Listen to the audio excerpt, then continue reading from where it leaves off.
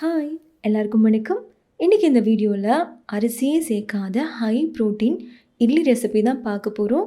ஒவ்வொரு இட்லியும் அவ்வளோ சாஃப்டாக இருக்கும். இந்த இட்லி மாவு ரெடி பண்ணுறதுக்கு நம்ம கிரைண்டர் யூஸ் பண்ண போகிறது கிடையாது, மிக்ஸி தான் யூஸ் பண்ண போகிறோம். எப்படி மிக்ஸிலேயே நல்ல புசு புசுன்னு சூப்பர் சாஃப்டான இட்லி பண்ணுறதுன்னு பார்க்கலாமா?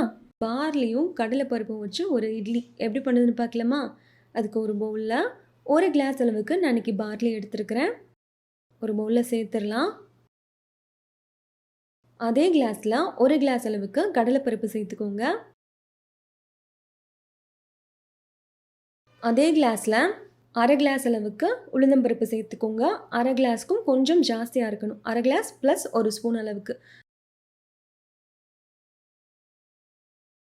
ஒரு 1/4 ஸ்பூன் அளவுக்கு மட்டும் வெந்தயம் சேர்த்துக்கோங்க. இப்போ இது நல்லா வாஷ் பண்ணிவிட்டு எடுத்துகிட்டு வந்துடலாம். பாருங்கள், வாஷ் பண்ணியாச்சு. இப்போ இது முங்குறதுக்கு தேவையான தண்ணி சேர்த்து நம்ம லிட் போட்டு க்ளோஸ் பண்ணி வச்சிடலாம்.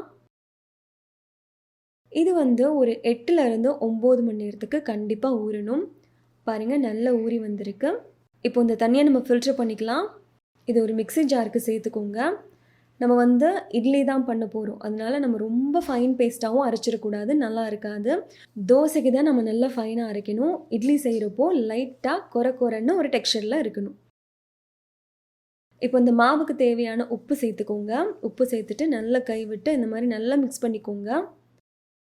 பாருங்கள், மாவு பார்த்தாலே உங்களுக்கு தெரியுதா, லைட்டாக கொரன்னு ஒரு டெக்ஸ்சரில் இருக்கணும். இப்போ நம்ம லிட் போட்டு க்ளோஸ் பண்ணி வச்சுக்கலாம். மாவு புளிச்சு வரட்டும். எனக்கு இந்த மாவு புளிச்சு வர்றதுக்கு 5 மணி நேரம் போல் ஆச்சு. பாருங்கள், மாவு நல்லா புளிச்சு வந்திருக்கு. மாவு கொஞ்சம் கெட்டியாக இருந்தனால நான் கொஞ்சம் போல் தண்ணி சேர்த்து இட்லி மாவு பதத்துக்கு ரெடி பண்ணி எடுத்துக்கிட்டேன். இப்போ பாருங்கள், இட்லி பிளேட்டில் நல்லா ஆயில் ஸ்ப்ரே பண்ணிவிட்டு நம்ம ரெடி பண்ணி வச்சுருக்கிற இட்லி மாவை இட்லி பிளேட்டில் சேர்த்து இதை நம்ம ஸ்டீம் பண்ணுறதுக்கு ரெடி பண்ணிடலாம். இந்த மாதிரி நல்லா தண்ணி கொதிச்சதுக்கு அப்புறமா தான் நம்ம ஸ்டாண்டை தூக்கி உள்ளே வைக்கணும்.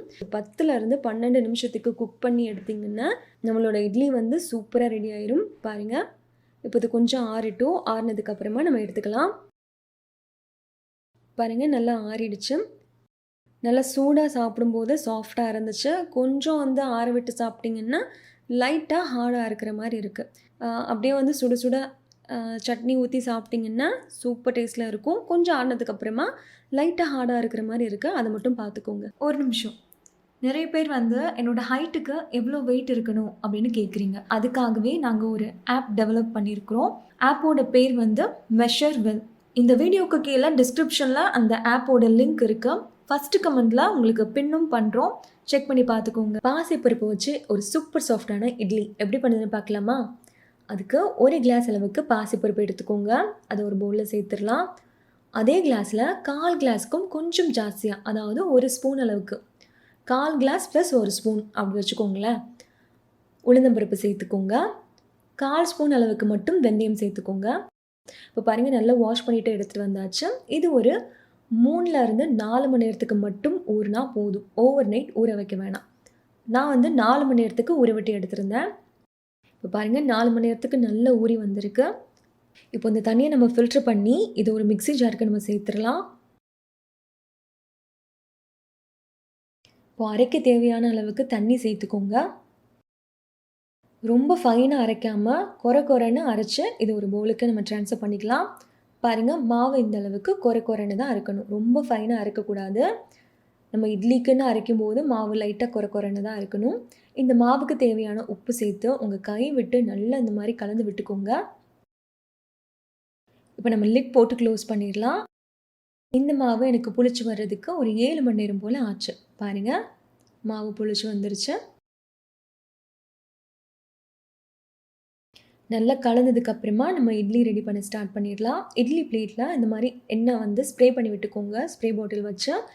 இதோட லிங்க்குமே நான் கீழே டிஸ்கிரிப்ஷனில் கொடுத்துருக்குறேன், தேவைப்பட்டால் செக் பண்ணி பார்த்துக்கோங்க. இட்லி பாத்திரத்தில் நல்ல தண்ணி இந்த அளவுக்கு கொதிச்சதுக்கு அப்புறமா தான் நம்ம இட்லி பிளேட்டை தூக்கி உள்ளே வைக்கணும். இது ஒரு 12 நிமிஷத்துக்கு அப்படியே வேகட்டும். மீடியம் ஃப்ளேமில் 12 நிமிஷத்துக்கு வேகட்டும். பாருங்கள், உங்கள் கையை நல்லா ஈரம் பண்ணிவிட்டு தொட்டு பார்த்தீங்கன்னா மாவு ஒட்டாமல் வரணும். இப்போ நல்லா வெந்துருச்சு. கொஞ்சம் ஆறினதுக்கப்புறமா நம்ம இதை எடுத்துக்கலாம். நல்ல சூப்பர் சாஃப்டான நம்மளோட பாசிப்பருப்பு இட்லி ஃபுல்லாக வந்து புரோட்டீன் தான். இது கூடவே வந்து நான் கதம்ப சட்னியும், தேங்காய் சட்னியும் தான் பண்ணியிருந்தேன். தினை அரிசியும், பச்சை கொண்டக்கடலையும் வச்சு ஒரு இட்லி எப்படி பண்ணுதுன்னு பார்க்கலாமா? அதுக்கு ஃபஸ்ட்டு ஒரு பவுலில் நான் வந்து 2 கிளாஸ் அளவுக்கு தினை அரிசி எடுத்துக்கிட்டேன். ஒரு பவுலில் நம்ம சேர்த்துடலாம். அதே கிளாஸில் 1 கிளாஸ் அளவுக்கு பச்சை கொண்டக்கடலை. இதுவுமே வந்து நான் டிமார்ட்டில் தான் வாங்கினேன். ஸோ இதை வச்சு நான் ஒரு ரெசிபி கூட ட்ரை பண்ணதில்ல. இது வந்து நான் இப்போ தான் வந்து ஃபஸ்ட் டைம் பார்க்குறேன். நீங்கள் இதை யூஸ் பண்ணியிருக்கீங்களா அப்படின்னு கீழே கமெண்ட்டில் சொல்லுங்கள். ஸோ இதை வச்சு நம்ம ட்ரை பண்ணலாமேன்னு தான் வாங்கிட்டு வந்தேன். ஸோ அது வந்து 1 கிளாஸ் அளவுக்கு நான் சேர்த்துக்கிறேன். அதே கிளாஸில் அரை கிளாஸ்க்கும் கொஞ்சம் ஜாஸ்தியாக வந்து உளுந்து பருப்பு சேர்த்துக்கோங்க. ஏன்னா நம்ம மிக்சியில் அரைக்கிறனால கொஞ்சம் ஜாஸ்தியாக நம்ம சேர்த்துக்கிறோம். கூடவே அரை கிளாஸ் அளவுக்கு சிகப்பு அவல் சேர்த்துக்கோங்க. 1/4 ஸ்பூன் அளவுக்கு மட்டும் வெந்தயம் சேர்த்துக்கோங்க. இப்போ வந்து நம்ம இது எல்லாத்தையும் நல்லா வாஷ் பண்ணிவிட்டு எடுத்துகிட்டு வந்துடலாம். ஒரு 3-4 டைம் நல்லா வாஷ் பண்ணிவிட்டு எடுத்துகிட்டு வந்துடுங்க. இப்போது இது முங்குறதுக்கு தேவையான தண்ணி சேர்த்து நம்ம வந்து ஓவர் நைட் ஒரு 8லேருந்து 9 மணி நேரத்துக்கு நம்ம கண்டிப்பாக ஊற வைக்கணும். இப்போ இது இருக்கட்டும். இந்த லார்ஜ் மிக்சிங் பவுலோட லிங்க்கும் நான் கீழே டிஸ்கிரிப்ஷனில் கொடுத்துருக்குறேன். தேவைப்பட்டால் செக் பண்ணி பார்த்துக்கோங்க. பாருங்கள், நான் ஒரு 9 மணி நேரத்துக்கு ஊற விட்டுருந்தேன். நல்லா ஊறி வந்திருக்கு. அந்த கொண்டக்கடலையுமே நல்லா ஊறி வந்திருக்கு. இப்போ இந்த தண்ணியை ஃபில்டர் பண்ணிவிட்டு இதை அப்படியே ஒரு மிக்ஸி ஜாருக்கு நம்ம ட்ரான்ஸ்ஃபர் பண்ணிக்கலாம். கூடவே அரைக்க தேவையான தண்ணி சேர்த்துக்கோங்க.